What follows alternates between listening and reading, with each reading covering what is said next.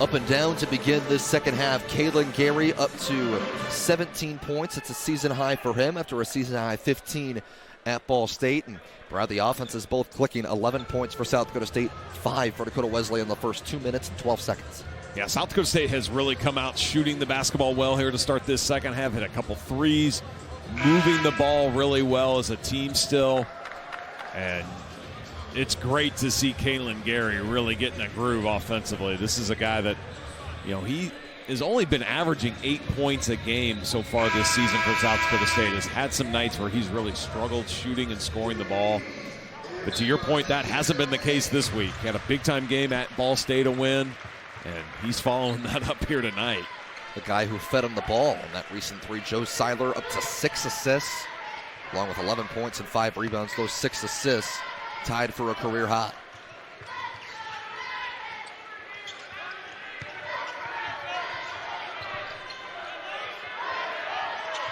Rosenquist, been a quiet night for him.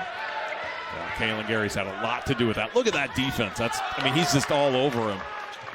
He's really well played. Just the second shot attempt for Rosenquist, the GPAC Freshman of the Year 2 years ago. Averages 13 a game. Moore's lines went up. That one wouldn't go. Wilkinson, the hustle, keeps it in, but couldn't find a teammate. Seiler almost took it away off the outlet. Ball fake, and getting fouled on the way up, Tyson Stevenson. That was a shooting foul. It will be 2 free throws for Stevenson. Now, Stevenson's had a great game tonight for Dakota Wesleyan. He's got 12 points. He's leading them in scoring. And if he hasn't been hitting threes, he's been attacking the rim. There he did it in transition, gets his chance at the foul line. Stevenson good on the first of 2. 6'2" sophomore, not too far from here, Lake Norton.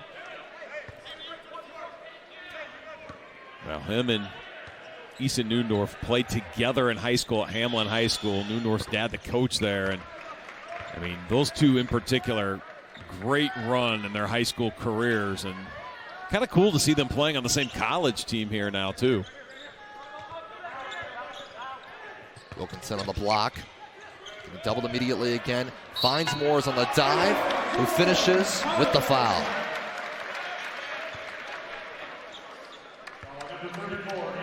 Give Wilkinson the assist, his 3rd of the night.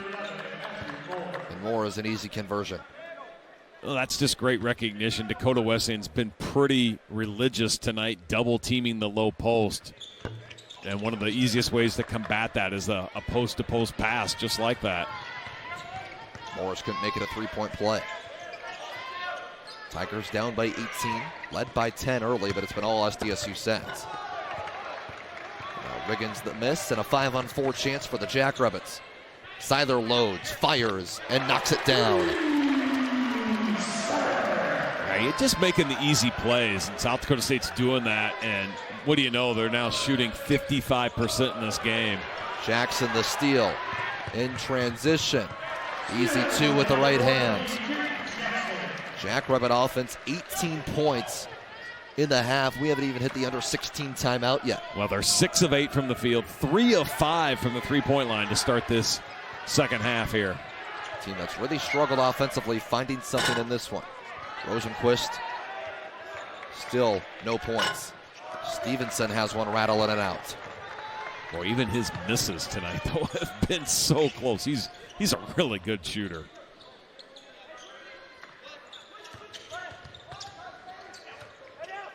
Wilkinson calls for it and gets it.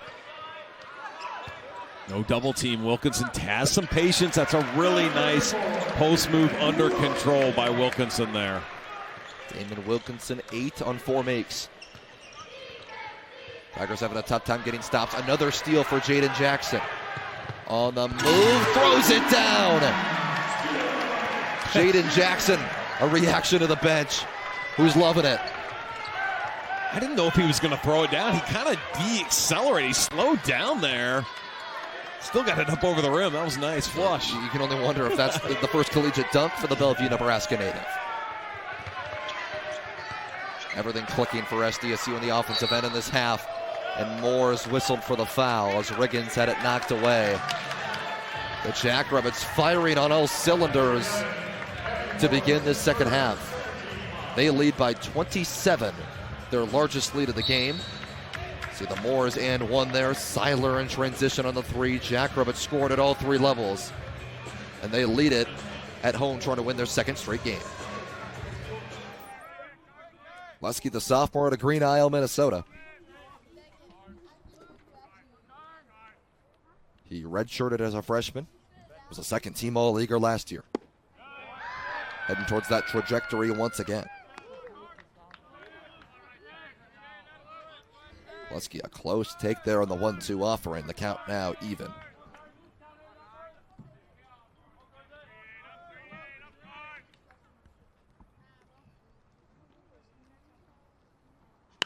Two-two is cranked in the air into deep right center field. That ball will stay in the yard, but one hop the wall. And Lusky is into second with a one-out double. That is Lusky's second extra base hit of the series, and his first hit since game one. Now batting is number 38, Owen Siegert. That'll bring up Owen Siegert with one down here in the third, as SDSU looking to add on to this one-run lead. They were up by 3 after the first, but NDSU responded with 2 in the third, but certainly could have been more. There's a first pitch at the letters. Siegert thought it was up. The freshman 0 for 1 today, a fielder's choice in the first. But Siegert an RBI on that fielder's choice.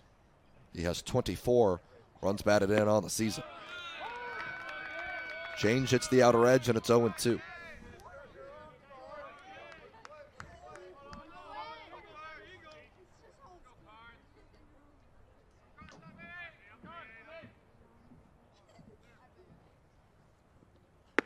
The 0-2 pitch is outside.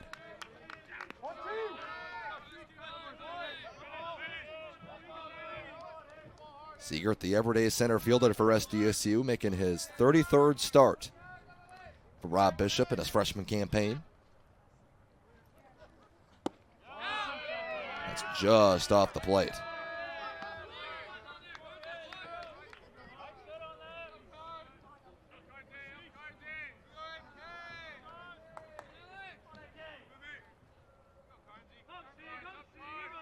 Lusky the runner on second after the one-out double. Now the 2-2. That's away, and Siegert has come back to make it full. As Bryce Ronkin, who's been swinging a hot bat lately, waits on deck.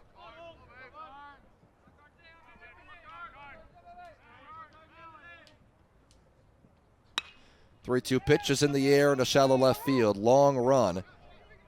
Becker towards the line makes the catch, 2 down. So Siegert retired, and now there's 2 down for Bryce Ronkin. Batting is number 27, Bryce Ronkin. Ronkin 4 hits yesterday. Today he singled into left field and then scored up the Bennis home run. Ronkin has reached safely, and now 19 in a row. 18 coming into today with the single. Bumped that streak up to 19.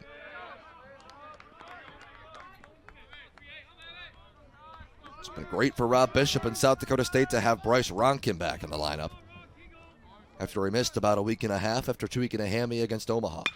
And Ronkin lofts another one to the left field. Lusky's getting the wave home. He will score. The throw comes into second. Bryce Ronkin continues his torrid stretch, and SDSU gets one back. In the second semifinal, Maggie Meister gets us going. Here's Lauren Jansen for the back row. Now North Dakota State will reset and go to Zoe John. The Pacific transfer was great last night. Riley Martin the dig. Sylvie's Guntz, a big swing dug out by Borer. And an errant swing from Zoe John, and South Dakota State the first point of the match with some scrappy play there on both sides to begin the match.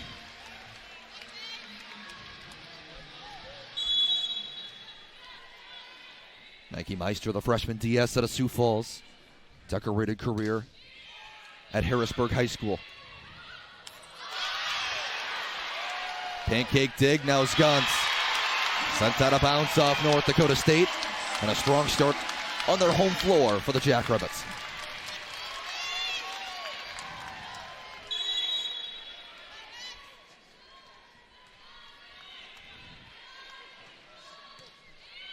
Meister a deep serve here.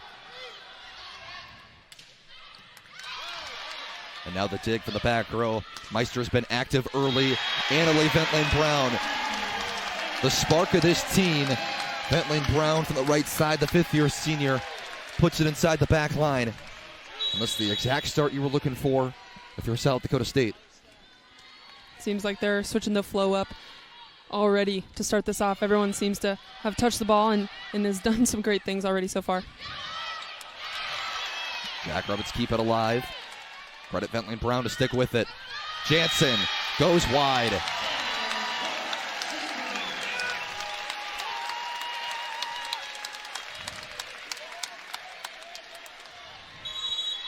Four in a row to begin the match.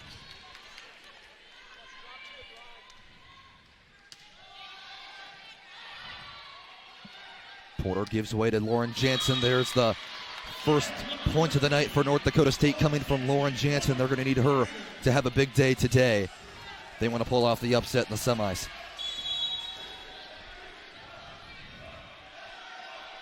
Jansen struggled last night. See if she can get back on track today.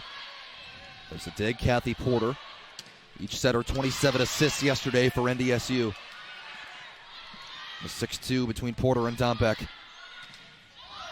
Swinging off the tape was Jansen, but it wasn't called. We play on. And Guntz will score it anyways. It almost gives you a little extra oomph when you don't get a call like that. Just wanting more to put that ball away. Sylvie Guntz, the back-to-back Summit League Player of the Year. 2 kills on the match. The Jackrabbits an immediate side out. Randall trying to provide the same for her team. Meister another dig. Already 6 digs for Maggie Meister. We played 6 points. Randall goes out.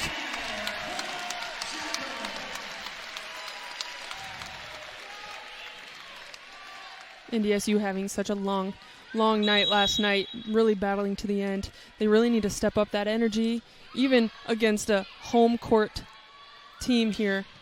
The Jacks have the fans really helping out with that momentum. 1-on-1 for Zoe John. It was dug up, though, by Richardson. Jackrabbits 9 digs as a team already. Bison keep it going. Now Randall. Big day yesterday, but has been off the mark today. No kills to attackers. Jackrabbits shooting out of a cannon to begin this match. I mean, Maggie Meister with the court awareness, just knowing, not even a second glance that ball's going out. Richardson the service. Short serve drops for an ace. 10 straight matches with an ace for Jocelyn Richardson, the team leader in aces. And the Jacks with 4 points in a row.